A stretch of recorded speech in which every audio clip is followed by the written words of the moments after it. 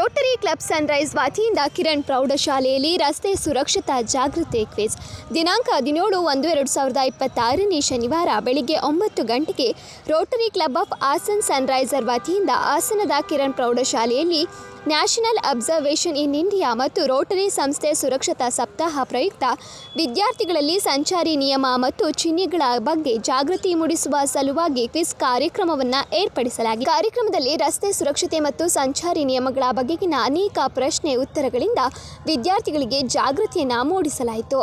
Rotary club of Hassan ಸನ್ರೈಸರ್ಸ್ನ ಅಧ್ಯಕ್ಷರಾದ ವಜ್ರಕುಮಾರ್ H D. ಪ್ರಾಸ್ತಾವಿಕವಾಗಿ ಮಾತನಾಡಿ, ರೋಟರಿ ಸಂಸ್ಥೆ ಸುರಕ್ಷತಾ ಸಪ್ತಾಹದ ಧ್ಯೇಯೋದ್ದೇಶ ಮತ್ತು ಮಹತ್ವವನ್ನು ವಿವರಿಸಿ ಶಾಲಾ ಮಕ್ಕಳಲ್ಲಿ ಜಾಗೃತಿ ಮೂಡಿಸುವುದು ಅತ್ಯಂತ ಪ್ರಯೋಜನಕಾರಿ. ಈ ಮೂಲಕ ಸಮಾಜಕ್ಕೆ ಉತ್ತಮ ಸಂದೇಶ ರವಾನೆಯಾಗಿ ಉತ್ತಮ ಜಾಗೃತಿ ಉಂಟಾಗುತ್ತದೆ ಎಂದು ತಿಳಿಸಿದರು. ಸನ್ರೈಸರ್ ಕ್ಲಬ್ನ ಕಾರ್ಯದರ್ಶಿಗಳು ಮತ್ತು ವಕೀಲರಾದ ಕೆ.ಎಸ್. ಯೋಗೇಶ್ ರವರು ಸಂಚಾರಿ ನಿಯಮಗಳ ಬಗ್ಗೆ ಉಪನ್ಯಾಸವನ್ನು ನೀಡಿದರು. ಕಾರ್ಯಕ್ರಮದ ಅಧ್ಯಕ್ಷತೆಯನ್ನು ವಹಿಸಿದ ಕಿರಣ್ ಪ್ರೌಢಶಾಲೆಯ ಮುಖ್ಯ ಶಿಕ್ಷಕರಾದ ಆನಂದ್ ರವರು ಮಾತನಾಡಿ, ಸನ್ರೈಸ್ ರೋಟರಿ ಸಂಸ್ಥೆಯ ಕಾಳಜಿಯ ಬಗ್ಗೆ ಅಭಿನಂದನೆಯನ್ನು ವ್ಯಕ್ತಪಡಿಸಿದರು. ವಾಹನವನ್ನು ಸ್ವಚ್ಛವಾಗಿಡಲು. ಸಿ. ಚಲನೆಯ ಕಾಯಿಲೆಯನ್ನು ತಡೆಯಲು. ಡಿ. ಘರ್ಷಣೆಯ ಸಂದರ್ಭದಲ್ಲಿ ಸುರಕ್ಷತೆಯನ್ನು ಹೆಚ್ಚಿಸಲು.